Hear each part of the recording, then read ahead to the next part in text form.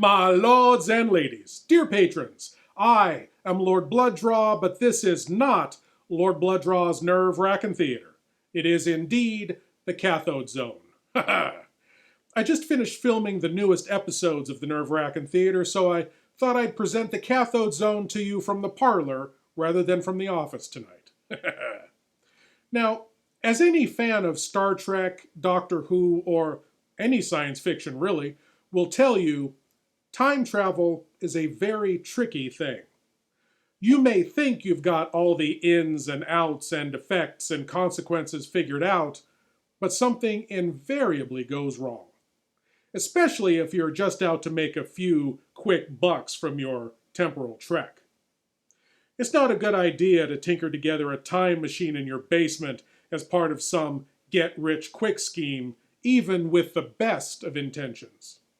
As we'll see in tonight's tale, which comes to us from the dim, distant year of 1953, entitled Past Tense, from Tales of Tomorrow. This episode stars one of the greats of genre cinema, the beloved Boris Karloff. Let's see what kind of trouble he gets up to as we get into part 1 of Past Tense from Tales of Tomorrow. But first, isn't it amazing what they're doing with watch bands today?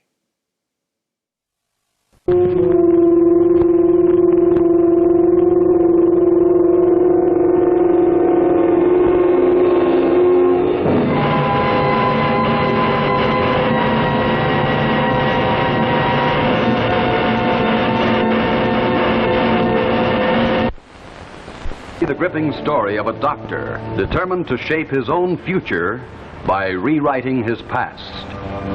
Tonight, Tales of Tomorrow presents Past Tense, starring Boris Karloff, with Robert Simon and Catherine Mesco. Hello and welcome to Tales of Tomorrow. And I know you'll welcome news of today's most revolutionary development in watch bands for men. Here it is. America's most beautiful watch band, the double feature by Chrysler. Now, let me tell you why double feature is so different. For the first time in any watch band, anywhere, Chrysler has combined the magnificent looks of a solid gold bracelet with the solid comfort and convenience of an expansion watch band. And that's why it's called the double feature. The solid bracelet top of the model you see here has genuine leather inlays, and as you can see, the back has the famous Chrysler expansion links. Speaking of the expansion links, notice they're placed only where they can't pinch skin or catch hairs. Now, just look at this model of Chrysler's double feature watch band. The gleaming faceted top looks like solid gold. It's truly beautiful, and it's superbly styled to flatter square case watches. Or if you wear a round watch, then this double feature band with curved ends is specially designed to fit that round watch. Blends perfectly, no unsightly gaps. Whichever double feature you choose, the price is only $12.50, including the federal tax. The Chrysler double feature is the best looking watch band a man can wear. Double feature will transform even an ordinary watch into a timepiece of distinctive beauty. Make your watch look twice as expensive, twice as smart. So, for the only watch band in the world that combines the beauty of a solid gold bracelet with the solid comfort of a stretch band, buy yourself the dramatic new 2-in-1 watch band, the modern double feature by Chrysler. And now to our story.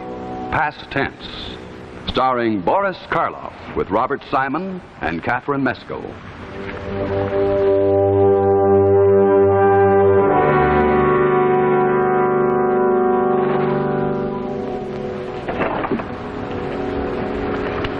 Don't they ever wash the windows in this dismal place? Are you kidding, Doctor? Whoever washes windows in a place like this? It might let the sunlight in. Yes, I know what you mean. How is he? Not too good. Not at all good. I hope this hypo will quiet him. It looks pretty bad to me. It's pneumonia, isn't it? Yes. Complete consolidation of both lobes. Has he reached the crisis yet? This morning. Temperature's been going up ever since. I'm afraid he hasn't a chance. Well, maybe he's better off. I wish we knew more about him.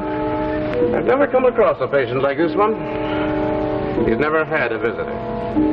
No family, no relatives, not even a friend. Nobody seems to know where he came from. Yet he has a knowledge of medicine that sometimes makes me feel like a young intern. Let's see, it's 6 months since we sent him here, isn't it? Just about. And still has that same obsession? Hasn't varied a bit. Insists he's a man from the future. Penicillin. There he goes again. Same fixation about that drug. Yeah. Penicillin.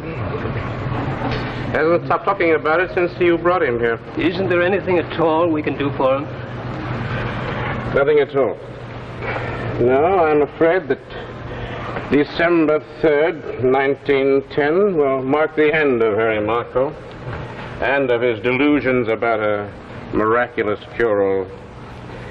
This wonder drug that he calls penicillin. In a minute, Jane. In a minute.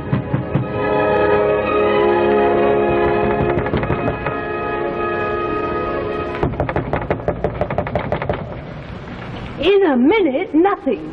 Open this door. Harry Marco, open this door immediately. Do you hear me? What are you doing down there? All right, I'm coming. Take it easy. Don't break the door down.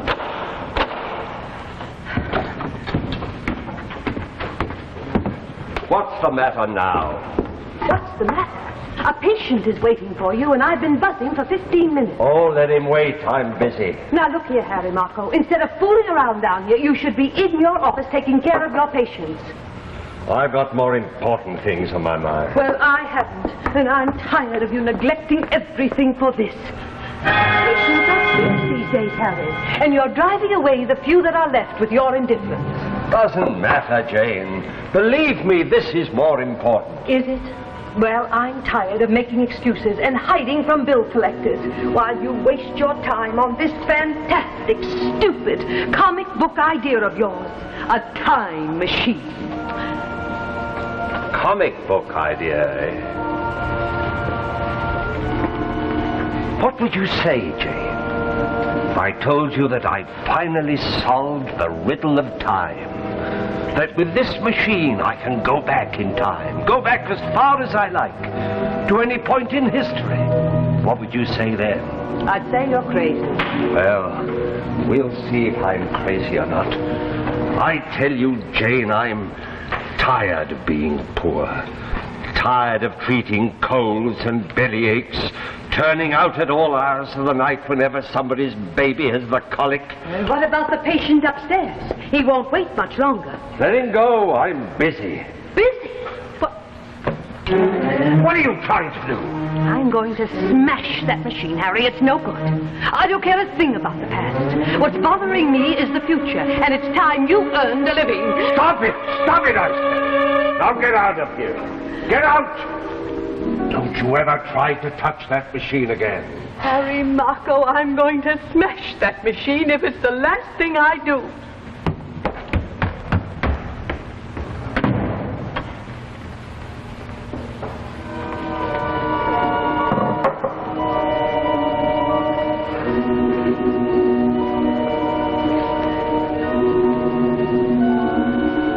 She thinks I'm losing my mind, eh? Oh, I'll show her more money than she's ever dreamed of. I'll show her that the past can really be profitable.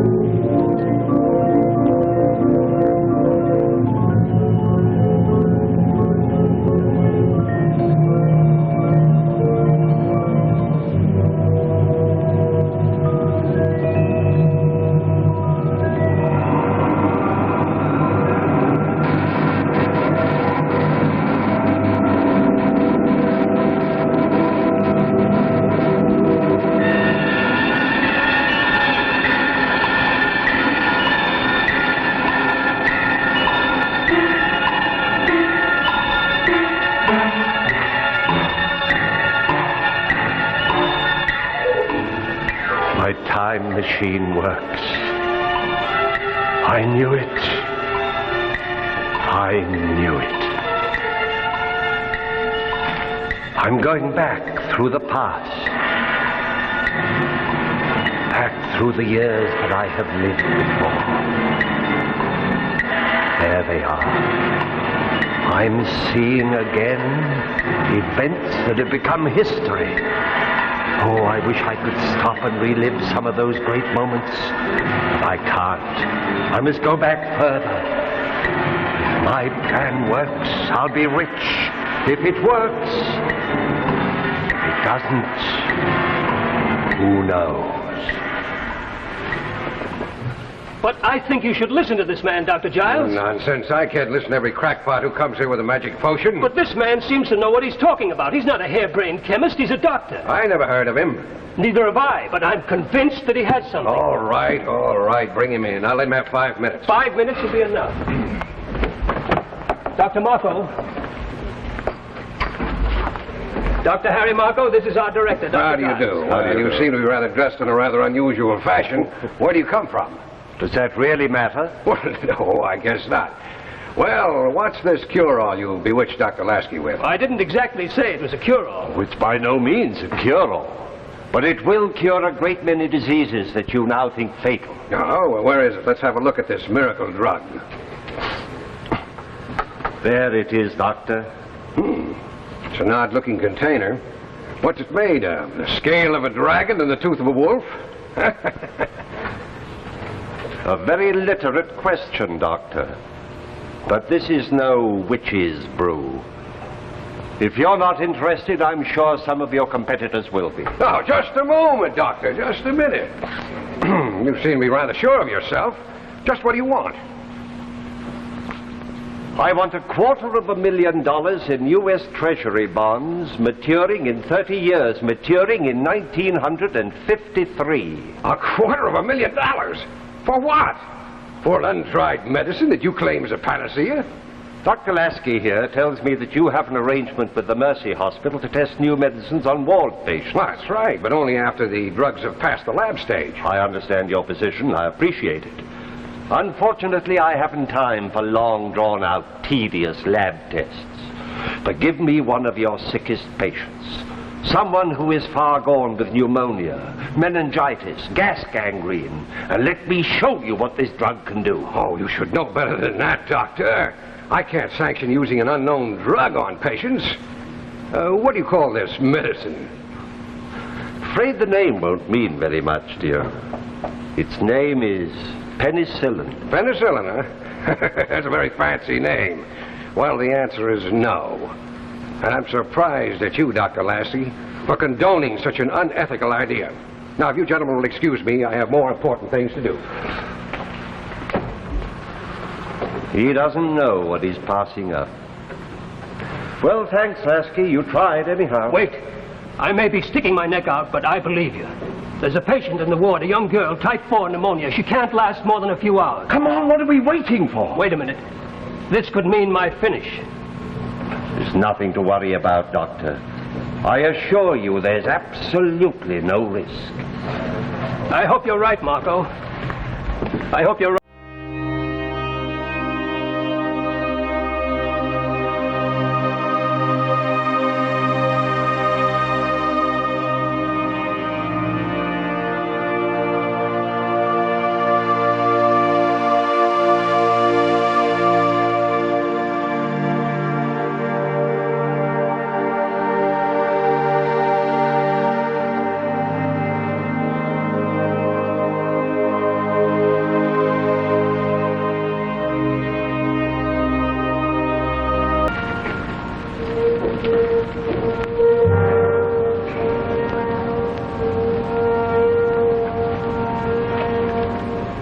Give me a sterile syringe.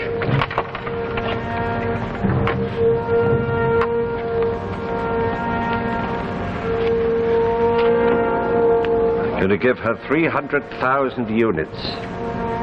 We'll repeat the dose in an hour. What are you giving her, Doctor?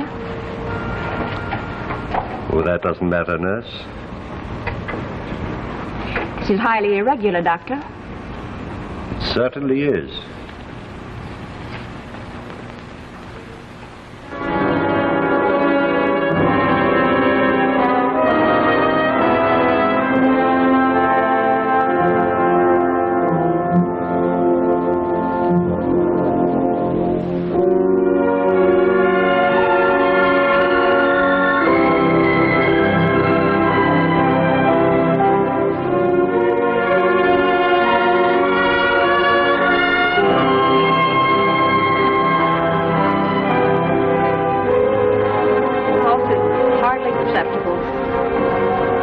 I'm going to give her another 300,000 units.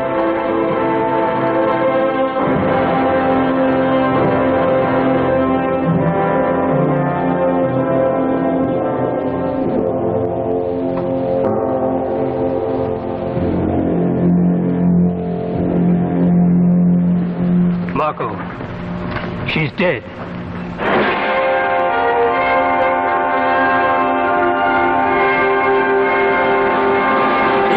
Now, I'm not a doctor, but I say something went wrong. Are you sure you bought the right stuff, Doc? Well, anyway, it's good to see old Boris walking around a laboratory again, as he did in so many films. As I said, this episode of Tales of Tomorrow was produced in 1953, 22 years after Mr. Karloff's film triumph as the Frankenstein monster in 1931. Unlike the other great horror icon from that era, Bela Lugosi, Karloff was able to escape the tight typecasting that so limited Mr. Lugosi's film and TV roles, appearing in a number of TV shows well into the late 60s, like The Wild Wild West, The Girl from U.N.C.L.E., yes, that's Boris, and, of course, the voice of the Grinch in How the Grinch Stole Christmas. Well, let's get into part 2 of Past Tense from Tales of Tomorrow, but first, here's a magician that seems to be having a bit of bother with his magic words. Say, is there a magician in the house? That's right, I am. Now, let me show you a little trick. You see my little magic bag here? Now, watch very closely, ladies. As you see, there's absolutely nothing in the little magic bag. Now, watch this trick. I'm going to take this very ordinary-looking watch, drop it into the little magic bag, and then, with the magic words, presto, acapet-boo-boo, and what else, we're going to show you the trick. Now, let's take another look. I'm going to transform this very ordinary watch into an expensive-looking, costly timepiece. Let's take another look. How about that? The watch has been transformed into a sparkling, costly-looking bracelet watch. Of course, you know this is just a trick. The real magic is in this beautiful Golden Fantasy watch band by Chrysler. The Golden Fantasy can magically transform your watch into a high-fashion, expensive-looking bracelet watch, and it costs only $9.95. The new Golden Fantasy watch band is a fabulous piece of jewelry. It will fit even the smallest watch, transform it into a fashionable bracelet timepiece of thrilling new beauty. Ask for it by name. It's Golden Fantasy by Chrysler. Whether you like the classic tailored style or the one with sparkling jewels, there's a Golden Fantasy to please your taste. Whichever you choose, the sculptured beauty of Golden Fantasy will attract admiring glances. Make your watch noticeably new and smart-looking. So convenient, easy to put on, easy to slip up out of the way when you work around the house. And remember, Golden Fantasy costs less than many ordinary watch bands. Only $9.95 federal tax included. So, to transform your watch into a fashionable bracelet watch or as a gift for a loved one, see your jeweler and ask for the fabulous Golden Fantasy by Chrysler. And now back to our story, Past Tense, starring Boris Karloff.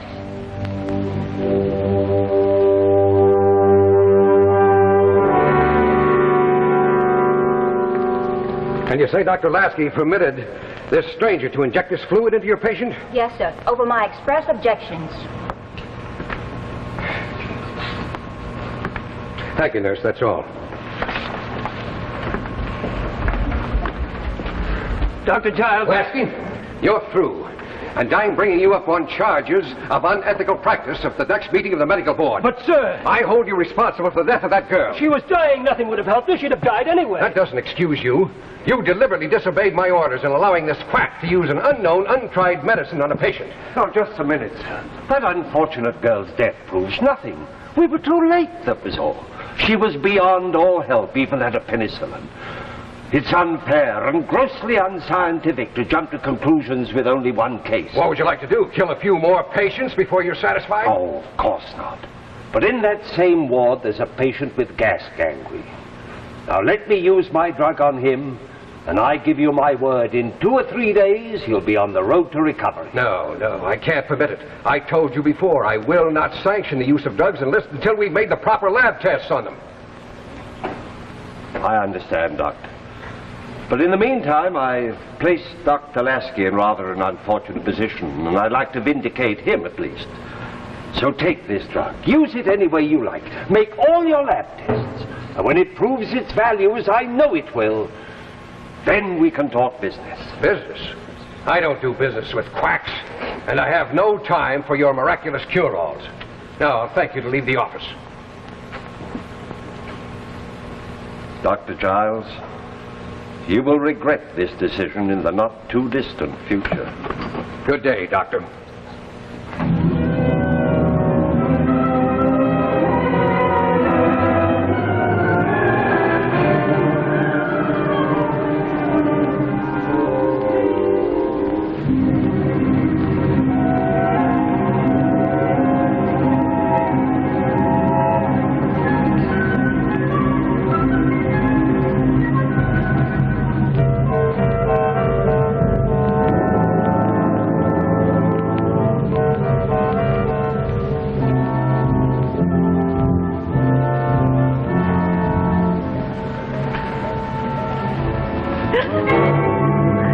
Thinking of smashing the machine again, are you? You startled me. Sorry, Jane.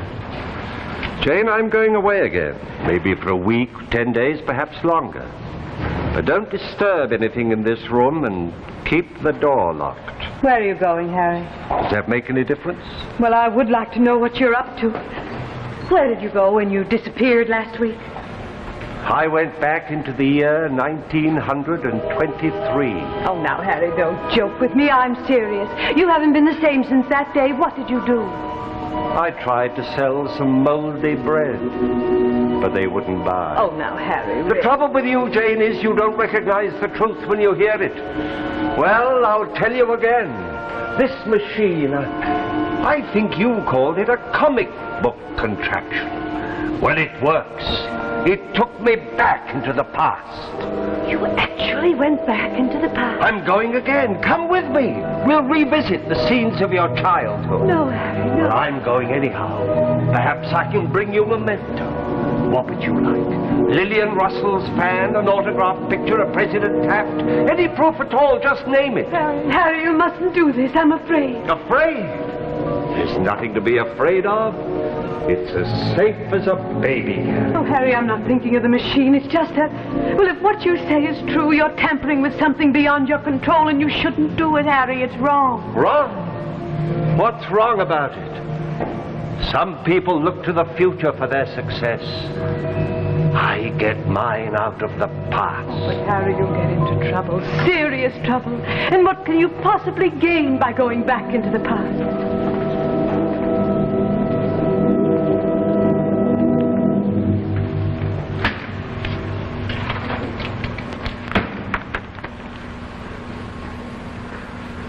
I wanted to bring them the benefits of penicillin. 30 years before its time. But they wouldn't listen to me. They laughed at me and threw me out. But this time, I'm going back even further into the past. Back to 1910. What's more, I'll go to the same company. This time they'll pay. And pay plenty. Harry Mocko, you're not going. Oh, I should have smashed this machine weeks ago. Harry, I beg you, destroy it. Promise me you won't go. I have a feeling that something terrible's going to happen. Maybe you're right, Jane, dear. But I must make just this one last journey, and I'll come back with more than enough to take care of us for the rest of our lives. Then I'll smash the machine. Harry, I give you my word. Now go.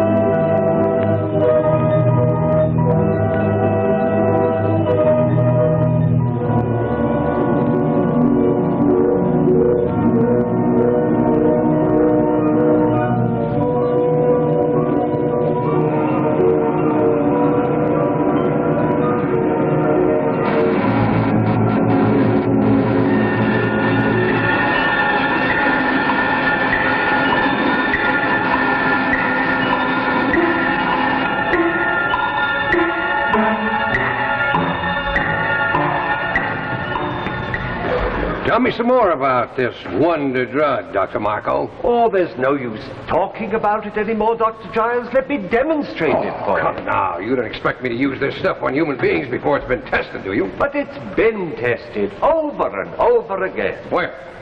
In my laboratory. And where's that? I resent all these questions, Dr. Giles. If you have any doubts as to my integrity... But just a minute now. Just hold on a moment. I don't doubt your integrity. And I'm very much interested in you and your drug. Sit down. No, I've very little time. Tell me some more about the drug. Why should I tell you again? I know I'm wasting my time Not here. at all, not at all. By the way, Marco, you are a physician, aren't you? That's insulting, Dr. Giles. What's the meaning of this? Simply this. You're a fraud, Marco. I'm having you arrested for posing as a physician. But I am a physician. Dr. Lasky, you know me. Tell him. I've searched every available record, sir. Marco's name isn't listed in any of them. Just as I suspected. But you're mistaken. I'm a graduate of Bellevue. What year? 1926. What is that? I know this is hard to believe, but here, take this drug, use it. I give it to you freely. Believe me, it'll cure almost anything. I've used it in hundreds of cases. It's a fungus made from bread mold, just ordinary bread mold. Bread mold. Dr. Lasky, you're my friend. You know me. You helped me. You believed in me. Take him out. No, I'm not insane. Take your hands off me. I came here to try to help you. I came out of the future from 1953. I came in a machine, a time machine. A time machine, eh? Go with the officer, Marco.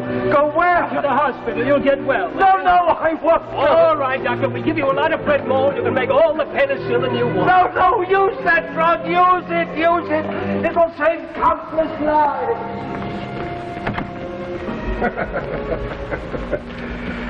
Bread mold, huh? Poor fella. No, it's a curious thing. I checked on that home address he gave us. There's a Harry Marco living there, all right. But he's only a boy.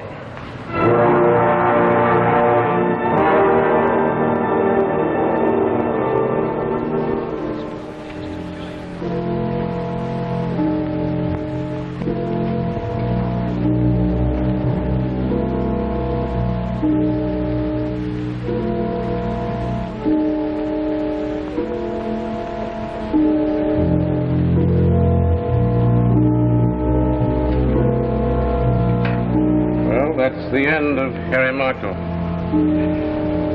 Died December 3rd, 1910. Cause of death, acute lobar pneumonia. Well, here's his precious penicillin. Wouldn't it be wonderful if there really were such a drug?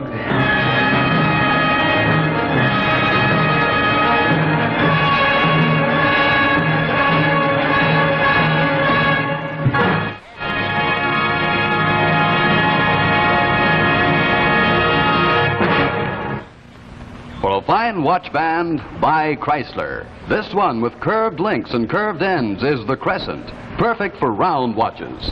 Or for a quality expansion band at a thrifty price, as low as $5.95, you'll find many Chrysler styles like this one. And for the man going into military service, this expansion bracelet with sterling silver nameplate is a wonderful gift. Chrysler watch bands give you the finest value, the widest selection. So remember, at jewelers everywhere, when you look for quality, look for Chrysler.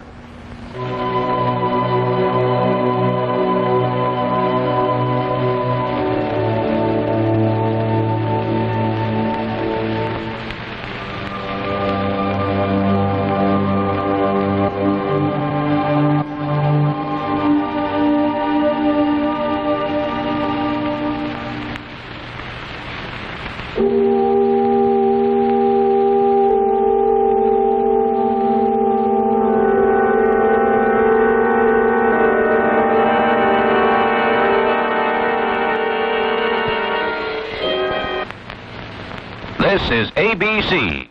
A sad end for our good friend Boris there, but never mind, he's used to it. He usually dies at the end of his movies and then pops right back up again. I'm sure we'll be seeing Boris again in the Cathode Zone real soon. Well, I hope you'll join me again next week, dear patrons, as we tour the dark depths of what TV used to be. As always, I am Lord Blood-Rah saying, you're always at home in the Cathode Zone.